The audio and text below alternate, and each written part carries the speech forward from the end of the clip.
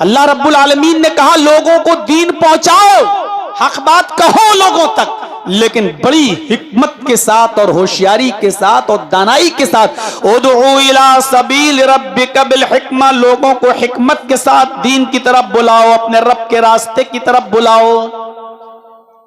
जब शुरू में इस्लाम आया और फैलने लगा तो बुखारी शरीफ की वो रिवायत में आपके सामने पेश कर रहा हूं, सुनिए। अभी तक तो आपने चुटकुले बहुत सुने होंगे, लतीफे सुने होंगे, अब कुरान और हदीस की चंद बुनियादी बातें सुन लीजिए आप मेरे भाइयों।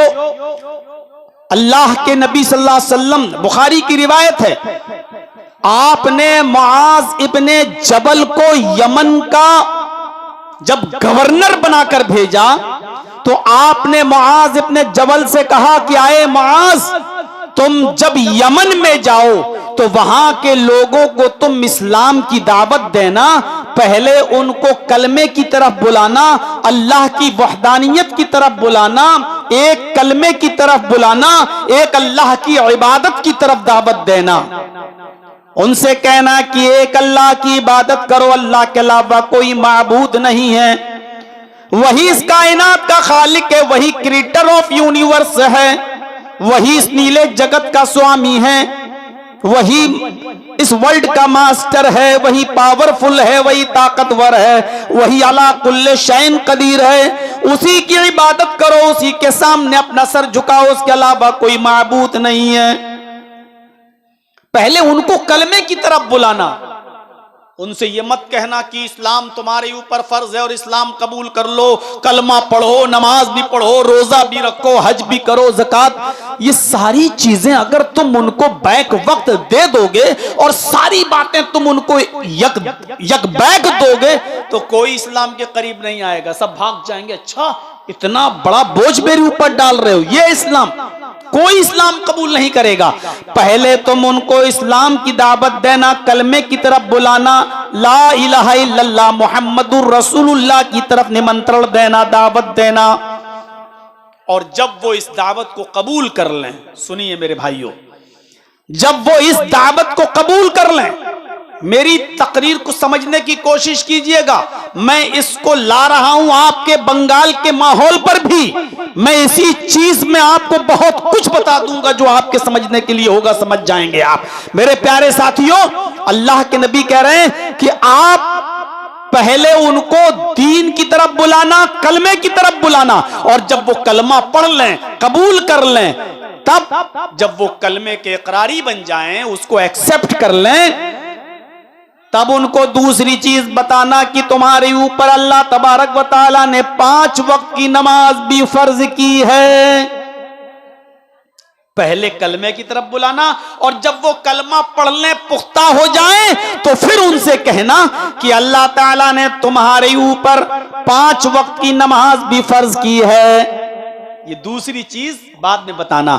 जब वो नमाज भी पढ़ने लगे और तुम देखो कि वो 5 वक्ता नमाजी हो गए हैं, वो नमाज के पाबंद हो गए हैं, नमाज की तरफ जाने लगे और दिलो जान से ज्यादा नमाज से प्यार करने लगे हैं और नमाज छोड़ नहीं रहे हैं, जब वो नमाज में पक्के हो जाएं, तब उनसे कहना कि अल्लाह रब्बुल आलमीन ने तुम्हारे ऊपर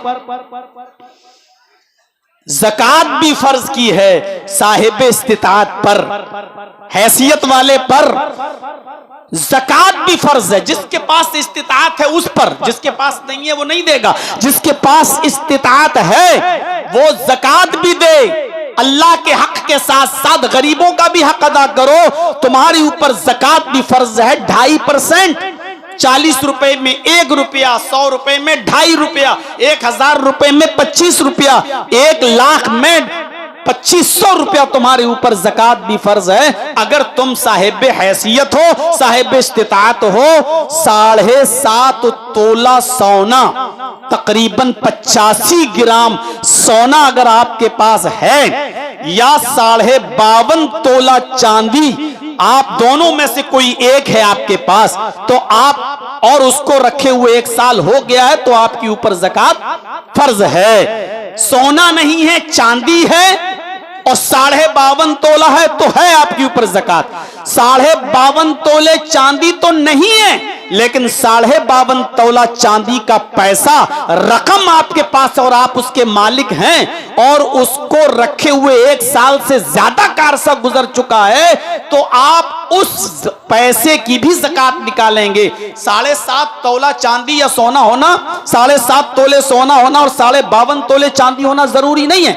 अगर आपके पास इतनी रकम भी है, 52.5 तोले चांदी की पैसा है इतना और उसको रखे हुए 1 साल हो गया है, उस पैसे के आप मालिक हैं, तो आपके ऊपर ज़कात फर्ज हो जाएगी उस रकम पर। 100 रुपए में 2.5 रुपए, 1000 रुपए में 25 रुपए। ये उनको बाद में बताना, पहले बताना नमाज भी फर्ज है। जब वो नमाज पढ़ने लगे तब उनसे कहना कि तुम्हारे ऊपर ज़कात भी फर्ज की गई है। और जब वो ज़कात भी देने लगे और ज़कात में आनाकानी न करें, तब तुम उनसे कहना है मुआज कि तुम्हारे ऊपर अल्लाह ने रमजान के पूरे 1 महीने के रोजे भी फर्ज किए हैं। जब वो रमजान के रोजे भी रखने लगे और पूरे उसमें माहिर हो जाएं, और जब वो पूरे दिलो जान से रोजे रखना शुरू कर दें और रखने के कायल हो जाएं, तब उनसे कहना कि तुम्हारे ऊपर अल्लाह ताला ने जिंदगी में 1 मर्तबा हज भी फर्ज किया है।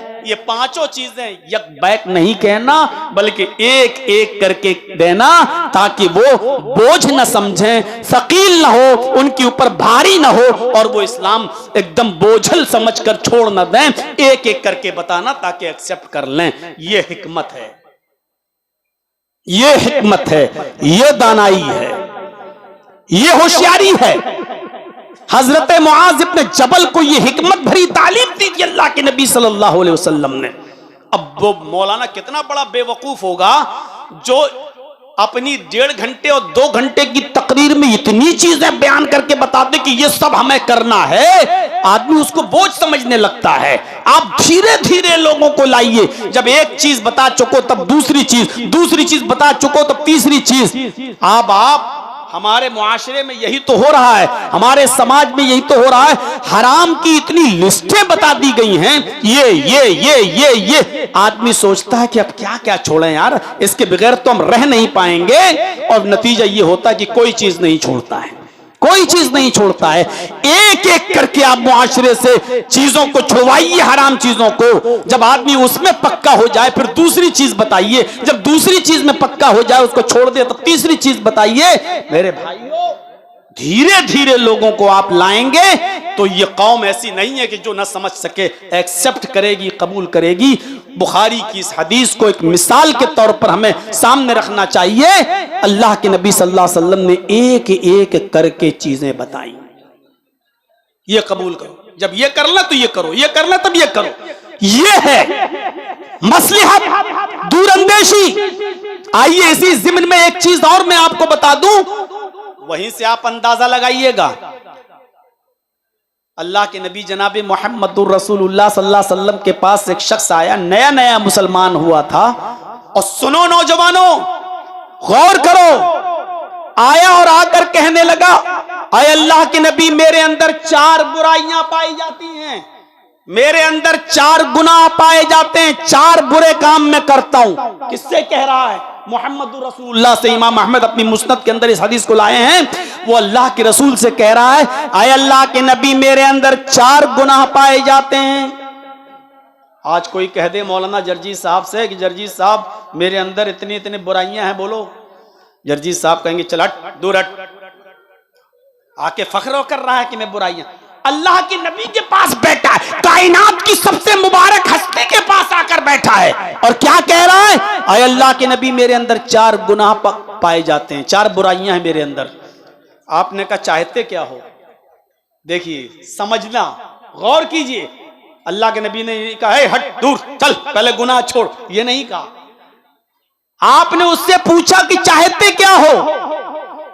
कहा अल्लाह के रसूल, एक बुराई छोड़ सकता हूं, आपके कहने पर 4 नहीं छोड़ पाऊंगा। आप कह सकते थे भाग, तू तो मुसलमान ही नहीं है, जब तक सारी बुराइयां नहीं छोड़ेगा तब तक तू मुसलमान ही नहीं होगा, चल भाग। आप कह सकते थे उससे, लेकिन आपने कहा नहीं, अगर मैं उसको अभी भगा दूंगा और कह दूंगा 4 छोड़, तो हो सकता है कि वो इस्लाम ही से फिर जाए और फिर से काफिर हो जाए। आपने उससे कहा अच्छा पहले ये बताओ कि 4 बुराइयां कौन सी हैं तुम्हारे अंदर, फिर मैं बताऊंगा कि कौन सी बुराई छोड़ो। तुम एक छोड़ने के लिए तैयार हो ना? कहा हाँ एक छोड़ने के लिए तैयार हो। तो कहा 4 बताओ तो है क्या, क्या करते हो तुम? उसने कहा अल्लाह के नबी सबसे बड़ी बुराई यह है कि मैं शराब पीता हूं। पहली बुराई। नौजवानों ये बुराई आज बहुत तेजी के साथ हमारे नौजवानों में सिरायत कर गई है। गौर कीजिएगा, अल्लाह के नबी से वो कह रहा है कि अल्लाह के नबी पहली बुराई मैं शराब पीता हूं। शराब के नशे में जब चूर हो जाता हूं तो मेरी ये गर्लफ्रेंड है, ये जुमला मुझे बोलना पड़ रहा है क्योंकि यही जुमला समझते हो आप लोग। मेरी कोई लड़के वाला मुझे दावत दे दे शादी की और ये कहे कि मौलाना साहब आपको मेरे बेटे की बारात में भी चलना है और आपको निकाह भी पढ़ाना है। अब जर्जी साहब बारात में चले गए और पहुंच गए लड़की वाले के घर। अब वहां जाकर अब हम तकरीर करना शुरू कर दिए कि बारात हराम है, इस्लाम के अंदर नहीं आना चाहिए और बारात को का बाइकाट होना चाहिए और ये लोग तो चोर हैं और लुटेरे हैं जो बाराती बनकर लड़की वालों के यहां खाने और ठूसने के लिए चले आए। बात तो सही कह रहे हैं जर्जी साहब, लेकिन बात कहने का ये मौका नहीं था, ये वक्त नहीं था। तो ये सही बात भी हमारी उस वक्त गलत मानी जाएगी। वही लड़की वाले हमें मारेंगे पीटेंगे और लड़के वाला भी मार पीट के भगाएगा, भाग न तुझसे निकाह पढ़वाऊंगा न तेरे बाप से। हमारी महफिल हमारी बारात हमारे ही उसमें आया और हम ही को ललकार रहा है। और उस वक्त पता चला कि दूसरे दिन जर्जी साहब किसी हॉस्पिटल में प्लास्टर चढ़ा हुआ है, हाथ पे और पैर पे लंगड़े और लूले पड़े हुए हैं। अब जर्जी साहब कह रहे हैं मैंने गलत क्या कहा, मैंने तो सही बात कही है, मैंने तो कुरान हदीस की बात कही है। कुरान कह रहा है कि यही फसादी लोग हैं, जिस वक्त जो बात नहीं कहना थी तुम उस वक्त वो बात कह रहे हो। तो बातचीत कहो, सही बोलो, लेकिन जहां बोलने का मौका हो वहां बोलो और जहां बोलने का मौका ना हो वहां ना बोलो। कभी कभी हम हक पर होते हैं लेकिन हमें दूसरे की बात मानना पड़ती है। हम सच्चे हैं लेकिन हमें आपसे समझौता करना पड़ता है और यही मसलहत, यही दूरअंदेशी है। और अल्लाह तबारक व तआला ने कुरान में यही फरमाया, उदउ इला सबील रब्बिक बिल हिकमा, लोगों को दीन की तरफ बड़ी होशियारी और हिकमत से बुलाओ, बड़ी दानिशमंदी से बुलाओ, होशियारी के साथ बुलाओ, हिकमत के साथ लोगों को बुलाओ। आइए खाना खा लीजिए, कितनी अच्छी बात है, आइए तशरीफ रखिए खाना खा लीजिए। अब इसी जुमले को हम कह रहे हैं ए बैठ चल ठूस ले, चल खा ले। बात वही है, लहजा चेंज है, बात वही है, कहने का अंदाज अलग हो गया है। आइए खाना खा लीजिए, खाना तनावुल फरमा लीजिए, वो इज्जत है। ए बैठ चल खा। लग रहा है जैसे हमें कोई भीख डाल रहा है, हमें कोई जबरदस्ती हमारे ऊपर एहसान कर रहा है। बात वही है लेकिन कहने का अंदाज अलग।